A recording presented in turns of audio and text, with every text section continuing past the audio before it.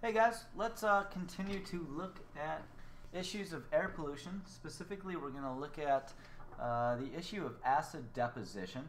And to be fair, it's important to note that all precipitation that falls from our sky is in fact slightly acidic. Right? It actually has typically on average an average pH of about 5.6.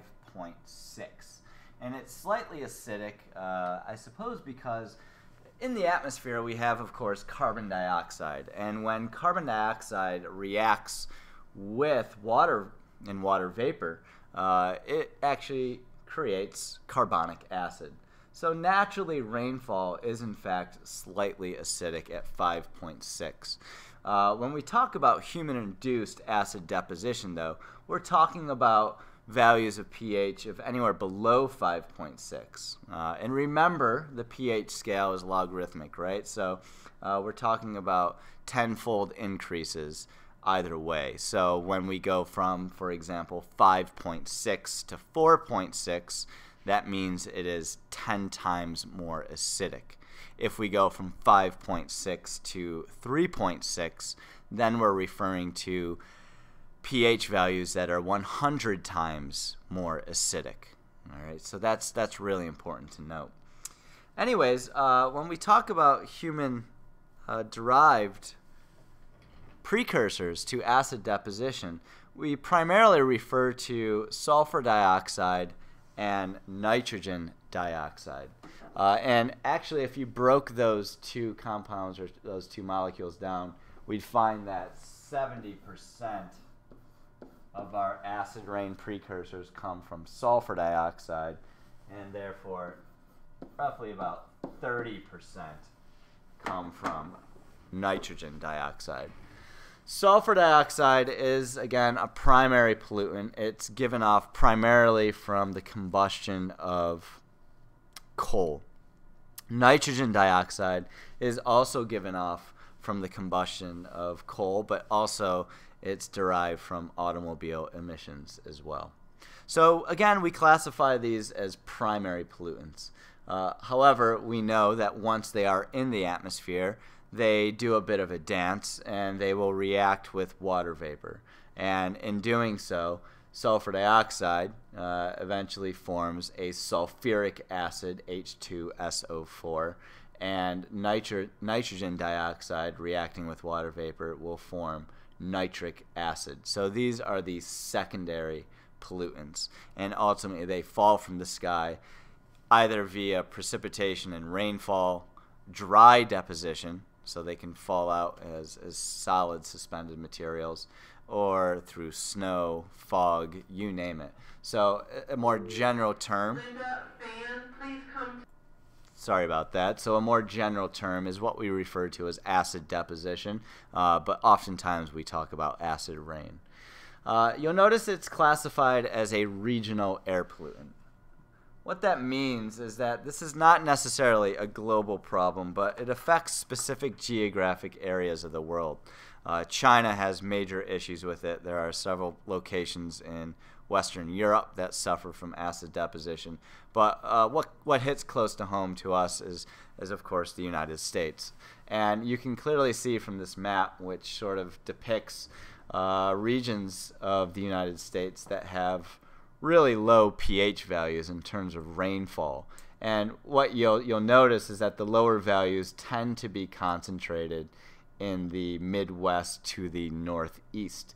And the reason why this is regional is because in the Midwest, in the Ohio River Valley, you can see all those red dots, and those red dots represent coal-fired power plants. So they're releasing a lot of sulfur into the atmosphere, and since we know that winds generally blow from west to east in the United States based on our prevailing winds, a lot of that sulfur dioxide gets suspended into the atmosphere, right? That's why we have those really tall smokestacks, because that eliminates the localized pollution around the smokestack, but it puts it up high into the atmosphere, and then that is transported by the winds to the northeast.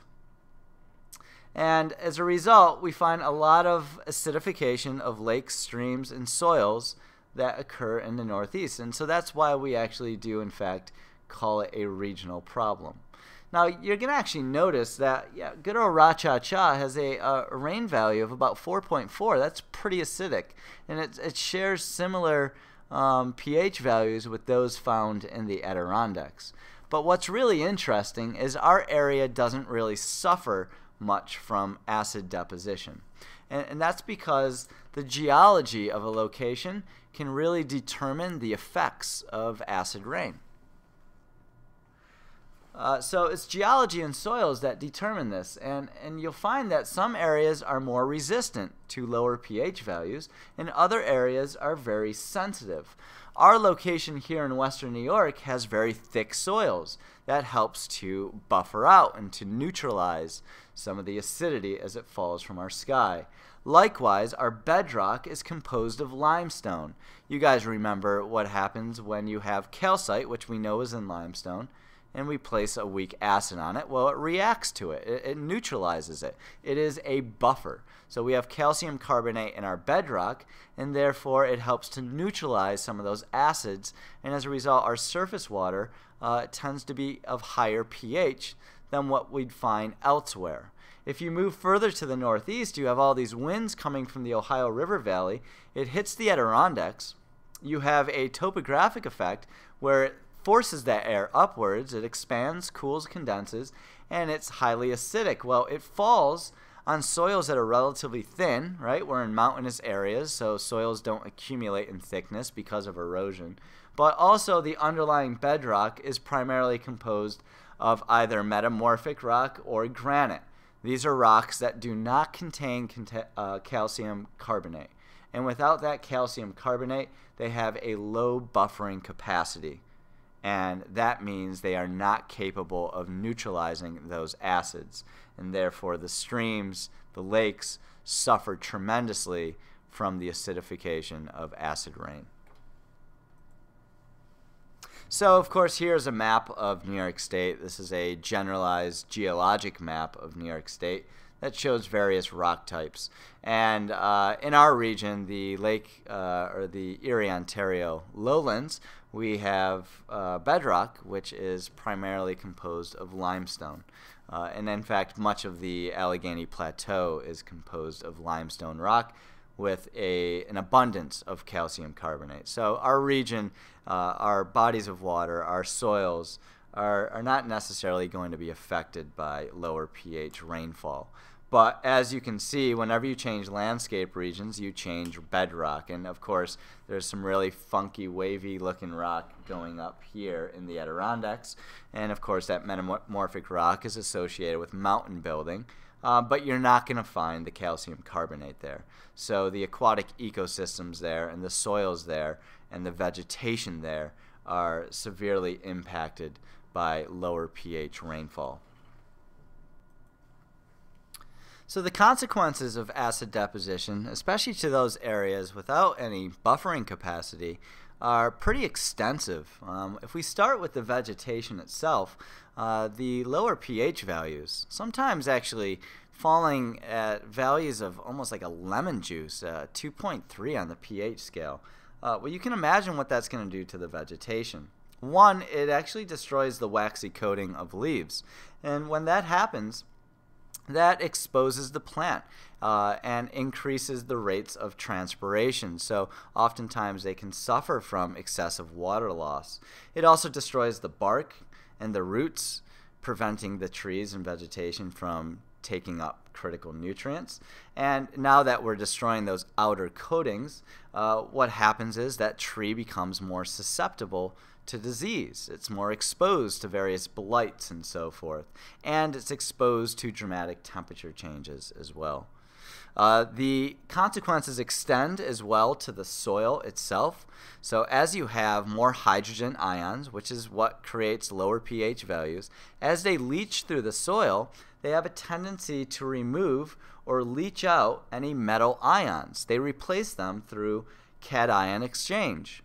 And in doing so, they're going to remove critical nutrients like calcium and potassium. And this is, of course, our plant nutrients that are critical for plant growth. And not only that, they are passed on to consumers, and those consumers use those nutrients as well. For example, songbirds rely on that calcium to help build strong bones, as well as make sure their eggshells are thick enough to facilitate reproduction. It goes beyond soil acidification, though. Aside from the loss of nutrients, which reduces the productivity of the soils, it can also affect aquatic life.